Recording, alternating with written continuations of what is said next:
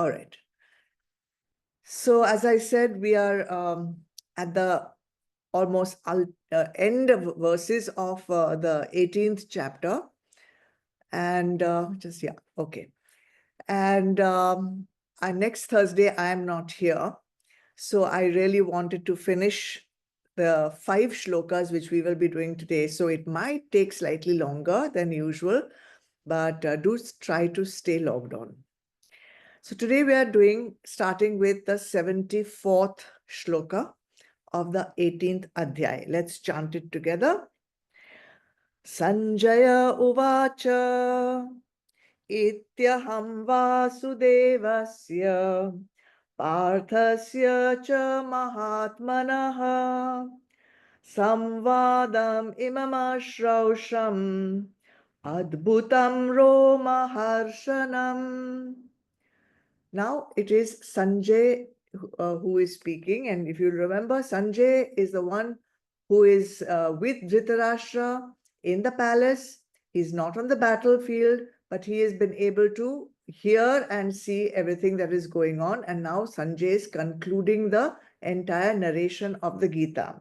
Sanjay said, "Thus I heard the mysterious and thrilling conversation between Shri Krishna and the high-souled Arjun, son of Kunti."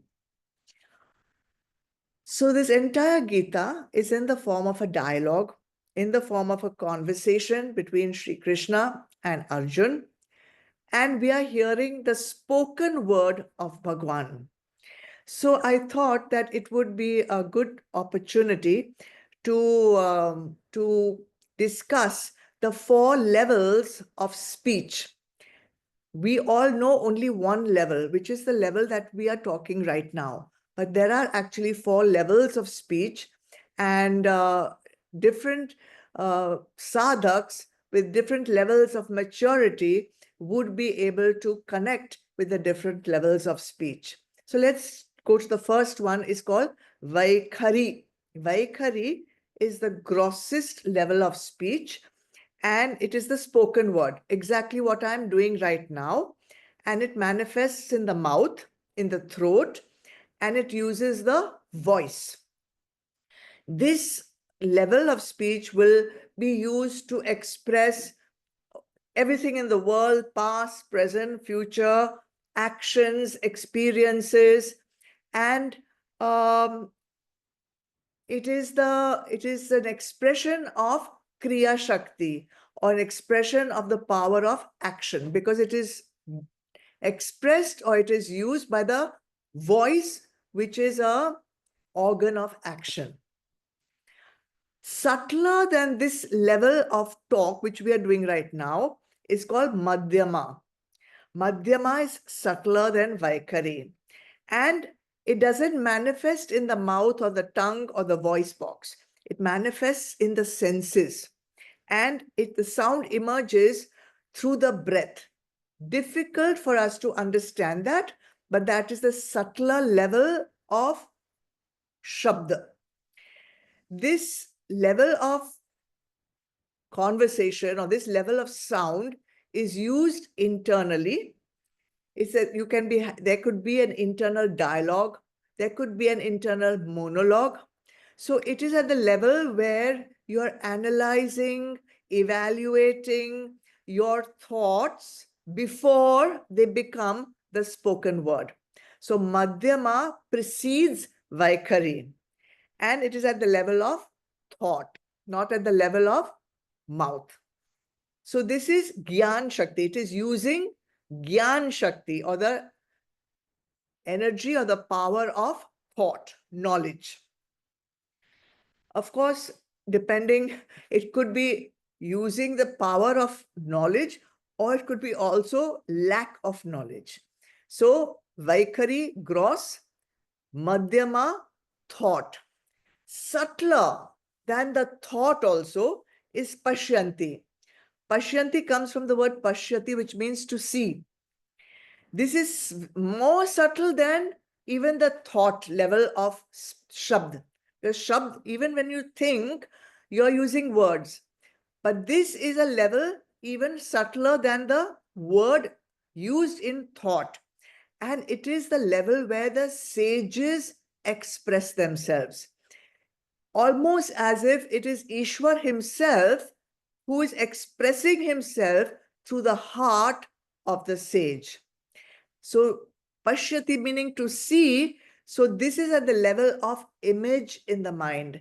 Before even thought, there is an image in the mind, and it involves speaking with the eyes. The eyes are the ones that are expressing, the eyes are the one that is communicating this shabd to the rest of the world. And it is the Ichha Shakti, or the power of desire. Now, obviously, this is very, very subtle, but there is something even subtler than the level of the image in the mind, and that fourth level is called para. Para is the subtlest form of Shabd, and it is beyond the senses, it is beyond the mind, it is beyond the intellect. Okay, para means beyond, and it is avyakt. It's avyakt. It is normally Shabd has a vibration, but this is non-vibratory, so unvibratory condition of sound. And it is only the great Param Gyanis who will be able to access this. They will be able to see, if hear that para sound, which would be Om. So, just as there are four levels at which speech or shabd is expressed, there are also different levels at which people will receive this knowledge, right? Depending on the level at which they can understand or access shabd. So even the Gita, which is a samvadam, a conversation, a dialogue, could be read, studied at different levels. So the most basic level would be that this is a story in the Mahabharata where Bhagwan Krishna and Arjun are on the battlefield. A very basic understanding of the story. A slightly higher, subtler understanding of this beautiful text would be that this is an updesh given by a guru to a shishya. This could also be a form of introspection, a manan taking place in the mind of a sadhak, in the mind of a seeker, between dharma and adharma in his mind, between when he's in a dilemma, what is he doing? This is a kind of a manan going on in the mind of a sadhak. And of course, one can also take it as a dialogue between Atma and Jiva. Depending on where you want to take this, the learning from the Gita, you can take the study of the Gita at all these different levels of understanding. So, who has heard the Gita? Last time we talked about it. 3 people have heard the Gita: Arjun, Sanjaya, and Dhritarashtra. Last time we were clearly privy to the great effect that the Gita had on Arjun. You remember that, one of my most favorite shlokas, where he said, Nashto moha, my delusion has been destroyed. Smritir labdha, and my memory of who I am has come back. I was deluded to think I was something else. Now I'm sure my memory has come back to me. Tvatva prasadan mayachita. Because of that, I have received divine grace from Bhagwan Krishna. Sthitosmi, I am stable now. Gata sandeha, I have no doubt, I have no confusion left in my mind. Therefore, karishye vachanam tava. Now I will do as you say, thy will be done. This is the great impact that the Gita had on Arjun. Dhritarashtra was still in moha. Dhritarashtra was still so attached to his sons. So he barely heard what Sanjay was saying. So the effect of the Gita was barely felt on Dhritarashtra. Of course, later he had did a lot of penance, and he did get higher realms of existence after his death. But at the time of the Gita, the effect was minimum. Sanjay was the third person. And these four shlokas today will show us the effect that the Gita had on Sanjay. So we have got different effects: Arjun's effect, Dhritarashtra's effect, Sanjay's effect. And this is for us to see what has been the effect of hearing the Gita on us. How have we heard it? Like Arjun, like Dhritarashtra, or like Sanjay? So what does Sanjay say in this very shloka 74? He says, Parthasya cha Mahatmanaha. He calls Arjun Parth. Parth means son of Pritha. He says, Arjun is a Mahatmanaha, noble soul. Mahatmana, Mahan Atma. He no longer sees Arjun as just a warrior in the Pandava army. He is calling Arjun Mahatma, a Mahatma. Why? Because he values what he has heard. Sanjay values what he has heard and realizes that he has had this opportunity to hear this only because Arjun was adhikari to get this updesh directly from Bhagwan. Had Arjun not been adhikari, Sanjay would not have had this great good fortune of hearing this updesh. So Sanjay acknowledges this fact that Arjun has become a Mahatma, and because of that, he has got the good fortune of listening to this Samvadam. Then, not only has Arjun made himself adhikari to hear it, but taking the lessons, the teachings of the Gita, he has transformed himself. He was a despondent, cowardly, wimp-like warrior, hardly warrior in inverted commas, in Adhyay 1. And by this time, 18th, he has become courageous, strong, and determined, and resolute, and single-minded in doing his dharma. Therefore, Sanjay calls Arjun Mahatma, and he acknowledges the transformation that Arjun has had. And even in Adhyay 1, when Arjun was unstable, he was despondent, he was confused, he didn't do what he wanted to do. He didn't do what is prayer to him, running away from the battlefield, becoming a sannyasi. He didn't do that. He waited for Bhagwan to give him updesh.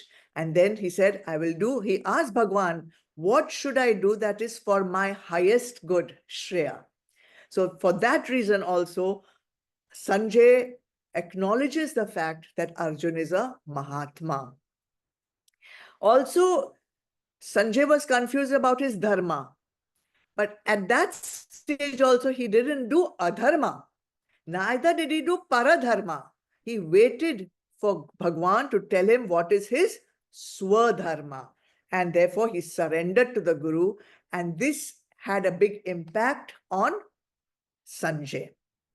So now, how does Sanjay express this great effect that the Gita has had on him? He uses so there are many ways Sanjay has expressed himself in these 4 shlokas. Now let's talk about the first one. Adbhutam. Bhagwan, Sanjay calls this Gita Adbhutam. This experience for him has been Adbhutam. Wonderful. It has been unique. Adbhutam, that is impossible for anyone in the world to experience that. That would be called Adbhutam. Bhut means of the 5 bhutas, Panchabhuta. And this is Adbhutam, beyond the bhutas. It's not possible for any mortal to have such an experience. That is the experience that Sanjay says he has had. Another, a synonym for Adbhutam would be Alaukam, alaukik. not from any loka. It is beyond all lokas. It is para. So highest adhikari can only have such an experience that Arjun had, and that was witnessed by Sanjay, and Sanjay calls this entire experience that he has as adbhutam, beyond the worlds, out of this world. We say, no, out of this world experience. So that was the effect. Second effect, beautiful word, Roma Harshanam. Roma Harshanam, thrilling, thrilling. Thrilling means something that makes your hair stand on end. You know, when you something really out of the blue happens to you, something great happens to you, all your hair stands on end. It thrills the body. Sanjay says, this experience has thrilled me to the core. My hair is standing on end. Why is he calling it? Why did he find it so thrilling? See, this shows the value that Sanjay attributes to the Gita. Normally, and you know, this is a supremely secret knowledge. So whenever we're telling some secret to someone, and not even a supremely secret knowledge like the Gita, but some mundane secret, when we are telling someone, we will go to a quiet room, we will make sure the doors and windows are closed, or they will go in a cave, they will go on top of a mountain, some secluded place where nobody else can hear, right? But the knowledge, this supremely secret knowledge that Bhagwan is giving to Arjun, is on a battlefield. And it's not an empty battlefield. It's a battlefield filled with two huge armies.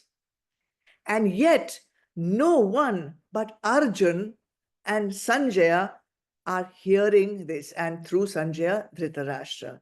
And that is what makes this dialogue Adbhutam and Roma Harshanam. From this simple shloka, what can we introspect? At what level are we hearing this Gita? Are we just passively hearing it like a story, just by the ears? Or are we taking it inside and finding some deeper meaning in it? Or is it just studying it with some intellectual gymnastics of the sandhis and the vocabulary and the grammatical excellence? What level are we studying the Gita? Is it touching our core? Are we taking these lessons and putting them into our daily life? Do we find the Gita adbhutam? Does the Gita have the effect of Roma Harshanam on us? This is something that we need to introspect with this simple little shloka. But there is more that Sanjay experienced. So let's go to Shlok 75. Vyasa prasadat shrutavan etad guhyamaham param yogam yogeshwarat krishnat sakshat kathayata swayam. Sanjay continues, having been blessed with the divine vision by the grace of Sri Vyas, I heard in person this supremely esoteric gospel from the Lord of Yoga, Sri Krishna himself, imparting it to Arjun. Vyasa prasadat, beautiful word. Vyas, Ved Vyas, Bhagwan Ved Vyas, prasadat. Bhagwan Ved Vyas has given me prasad by giving me Divya Chakshu to be able to see and hear what is happening on the battlefield, sitting in the palace with Dhritarashtra. This is, he considers, Sanjay says, this is my greatest blessing. Prasad I have got from Ved Vyas. Prasad, are we taking this samvad which we are hearing of Bhagwan Krishna and Arjun? We get this prasad through Bhagwan every Thursday, so many Sundays, so many weeks, so many months, so many years. Do we even think we are getting Bhagwan's prasad. So this is something we need to think about. And Sanjay calls this Param Guhyamam Yogam, supreme secret knowledge. Already Bhagwan has told Arjun this is a supremely secret knowledge.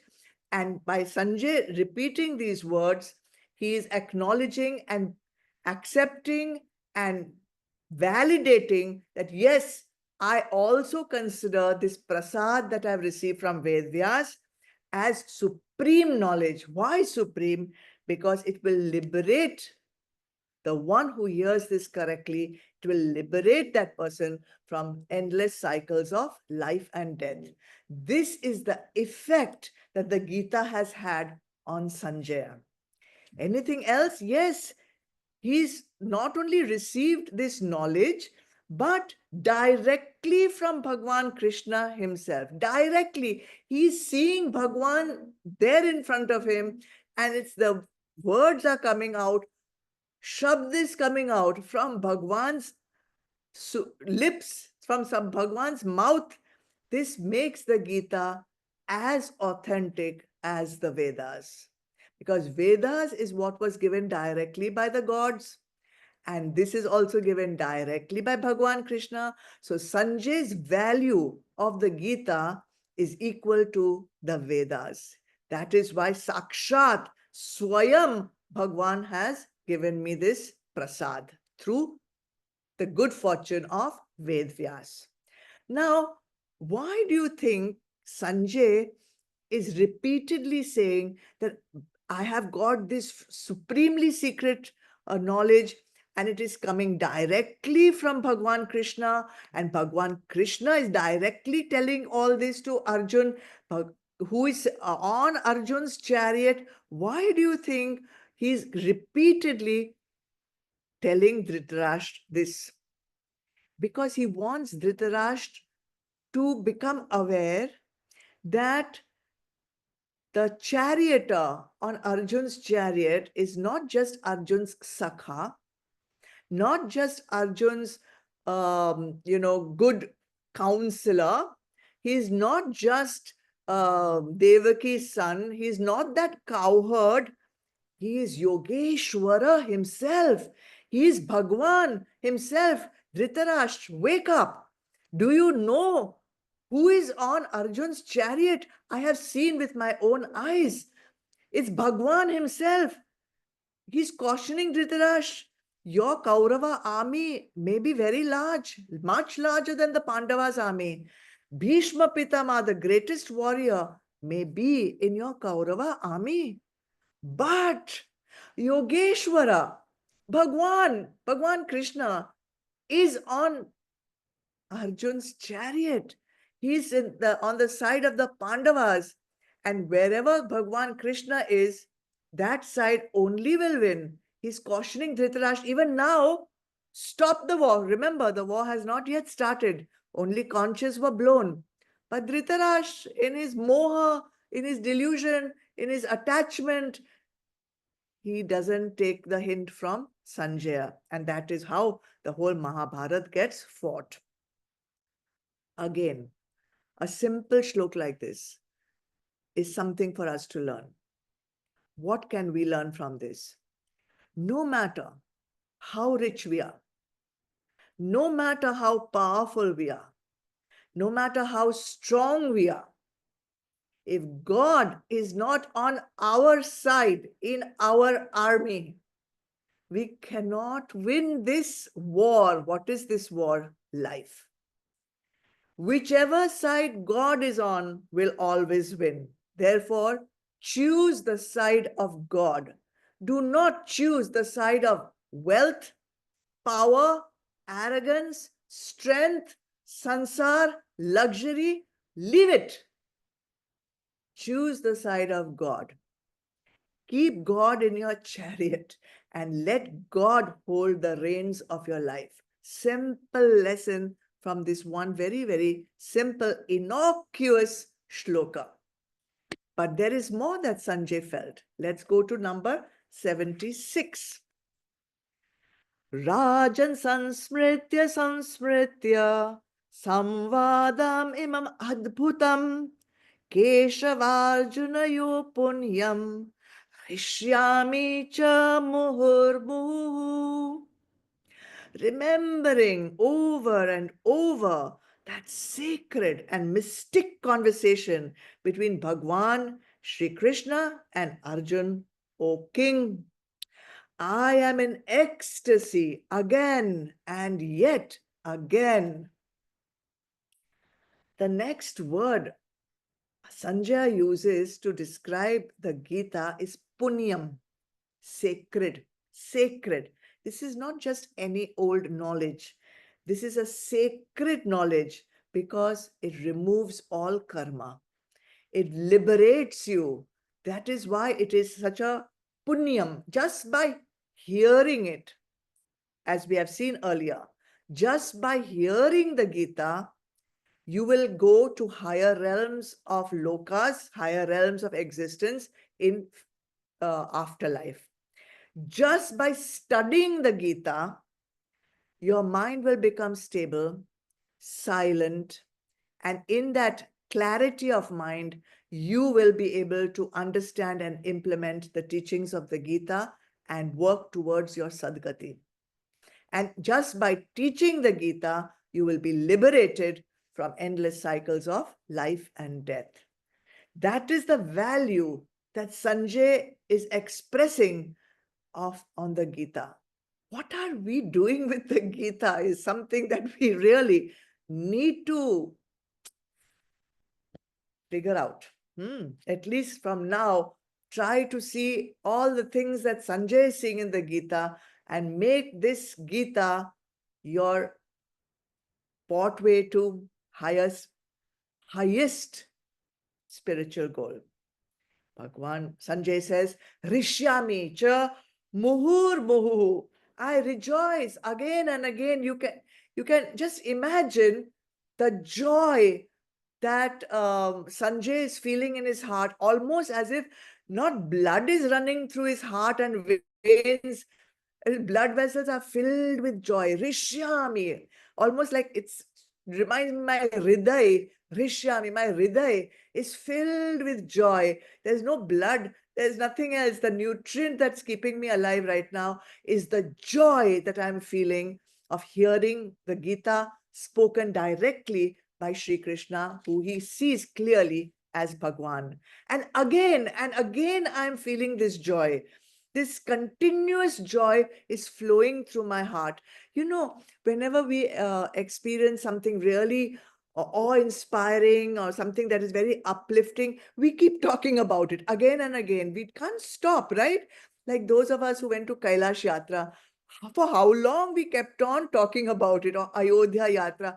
We keep talking about it because it was so uplifting. It continues to give us joy even when we remember it. So here, what do we have to learn? Ved Vyas is giving us the method of studying the Gita. See, he says, read the Gita again and again. Twice Bhagwan is using this again and again. Muhur muhuhu, and earlier also he had said again and again. And later on also he will say it again and again. Sansmritya, sansmritya, again and again. In the next verse he will come. Punaha, punaha, again and again. That is, don't be content just reading it once and say, oh, I have read the Gita and I know the Gita. You don't know anything. You have to read it again and again.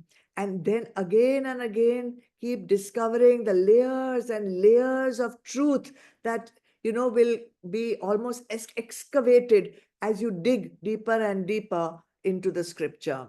And again, keep remembering this knowledge again and again, because remembering it, when we study it, we know it.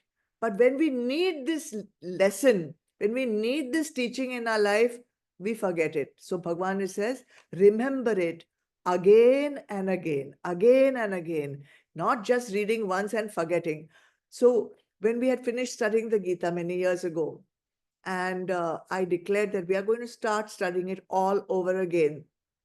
And I was I remember also there were 2, 3 people, I know who those people were also, I remember, they said, again, again, and I thought, yeah, again and again, because the Gita cannot be fully comprehended in just one reading. Forget just one study also, with one reading, so I don't know what people will be able to get. But let's go on with Sanjay's experience of the Gita, number 77. Taccha sansmritya sansmritya rupamatyadbhutam hare vismayo me mahan rajan hishyami cha punha punaha.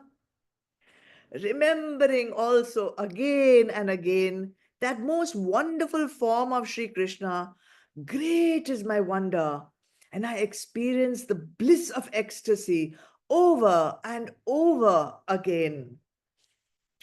This is the 8th expression of Sanjay and the value that he gives the Gita, remembering also that most wonderful form of Sri Krishna. You remember in Adhyay 11, Bhagwan Krishna transformed himself, gave himself the full cosmic form, Vishwarup Darshan he gave of Arjun, his full embodiment of Sri Vishnu.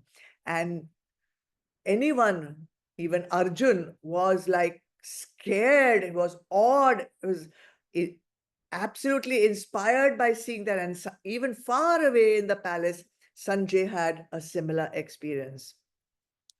When we go to a beautiful temple and when we see a very beautiful sacred vigraha of Bhagwan, there also we cannot get it out of our mind.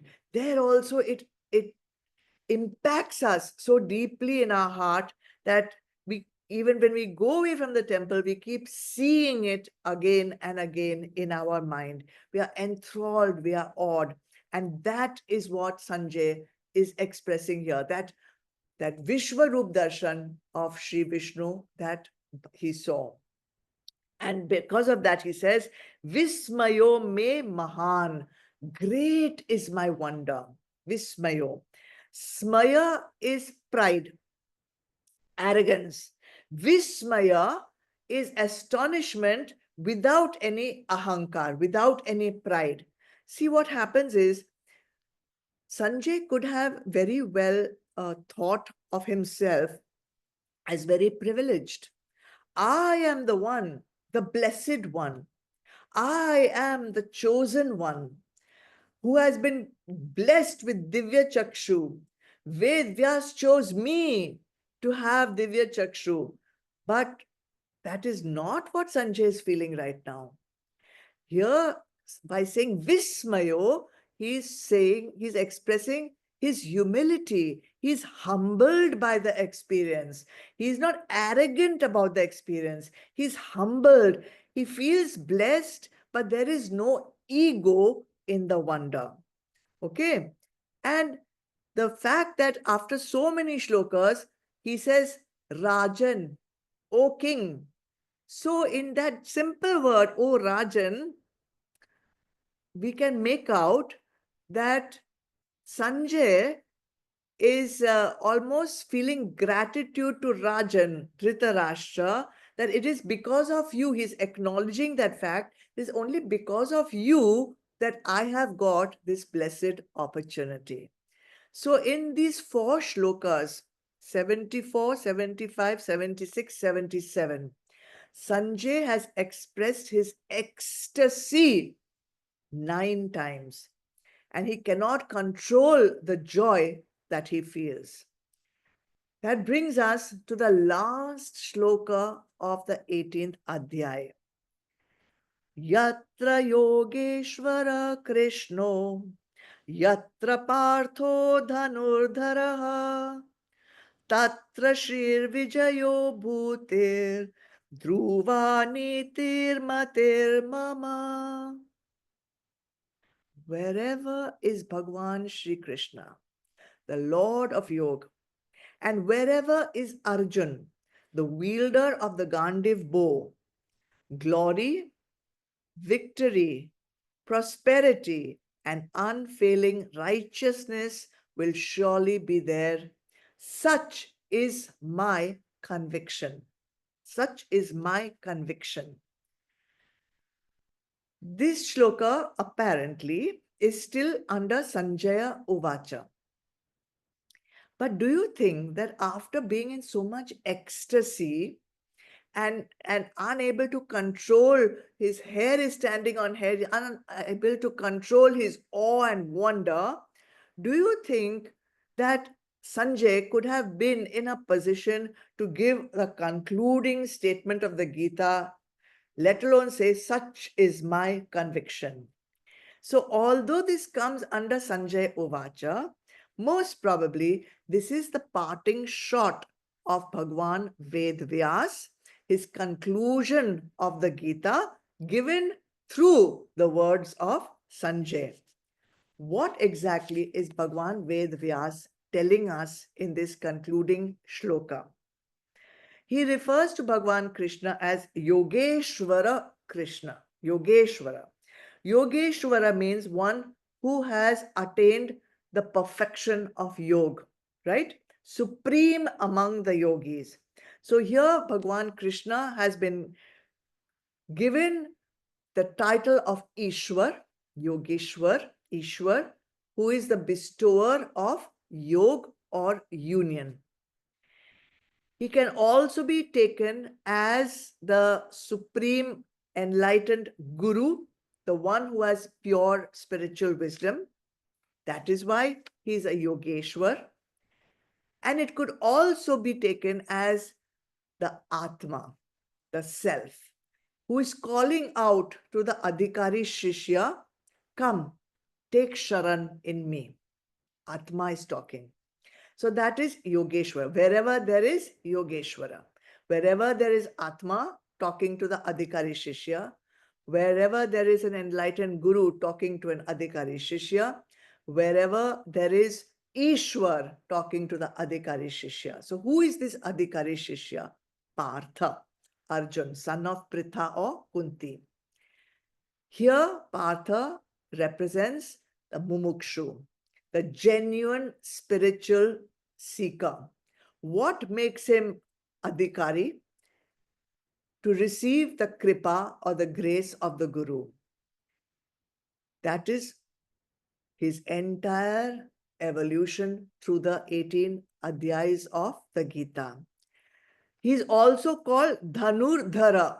Dhanurdhara, the one who holds the bow, the Dhanu. He's a supreme archer, that also we know. Now let us see his evolution.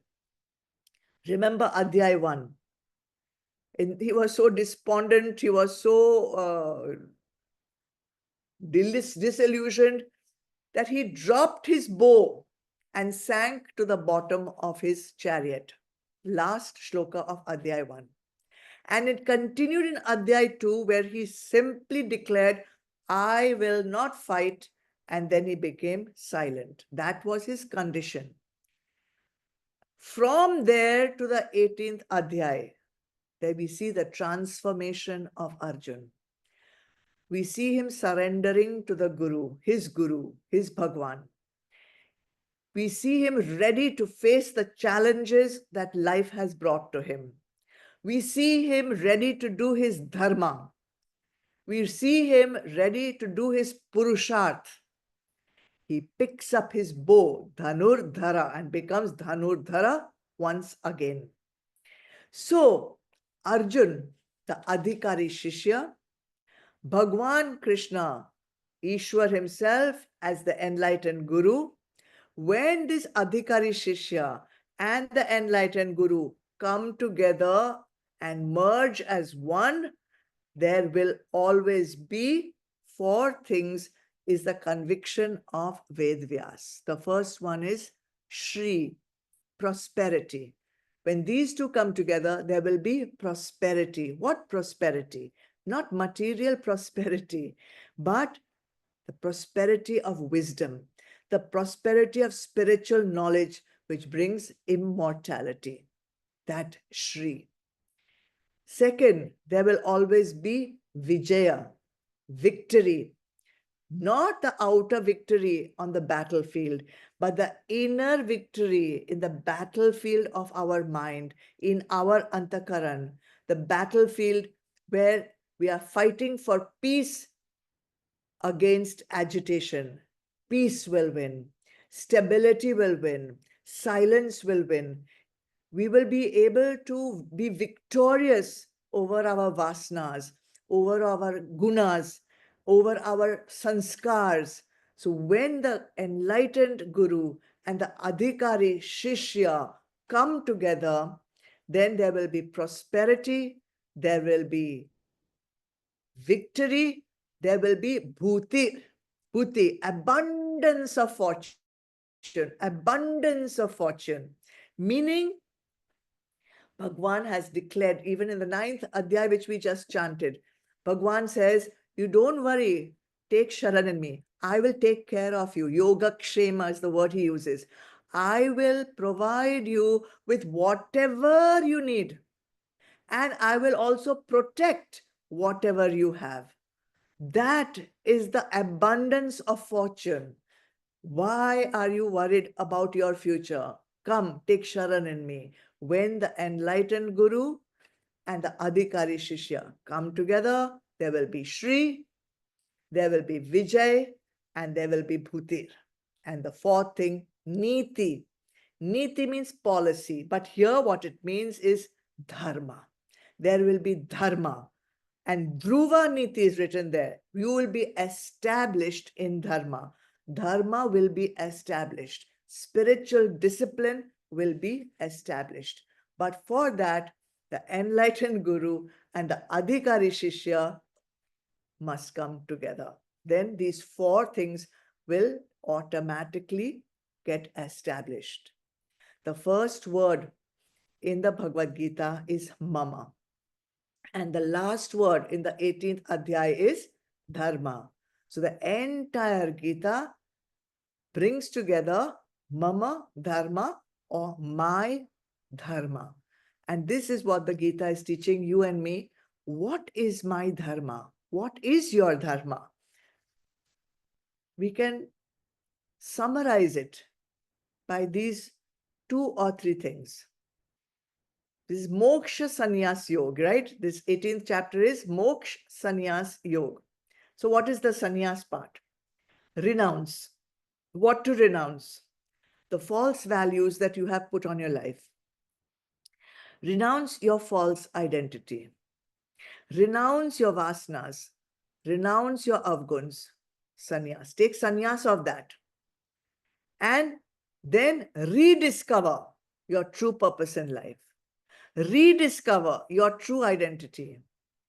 When you'll do that, Moksha Sannyas Yoga, moksha will happen. You will be liberated. You will become Jivan Mukta.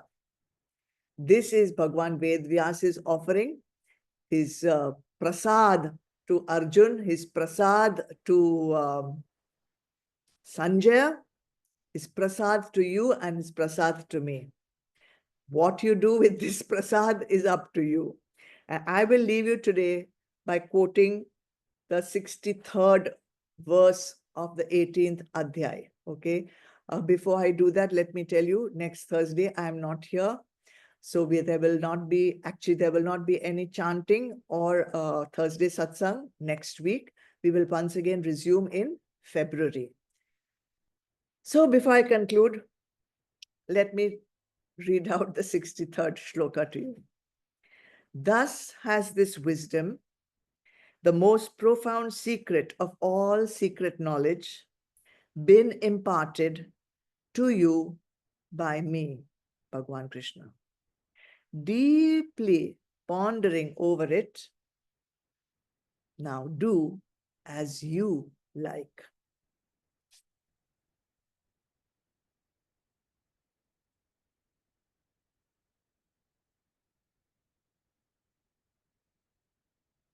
Om.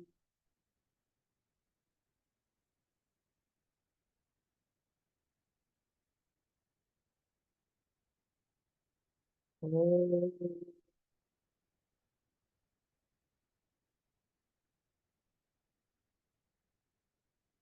Om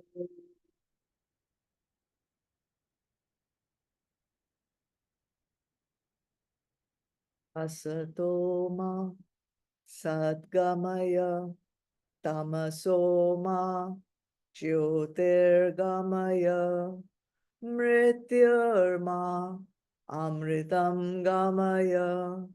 Om Shanti Shanti Shanti. Om Purnamada Purnamidam Purnat Purnamudachyate Purnasya Purnamadaya Purnameva Vashishyate. Om Shanti Shanti Shanti. Hari Om. Shri Gurubhyo Namaha. Hari Om. Chidarpanam. Jai Gurudev.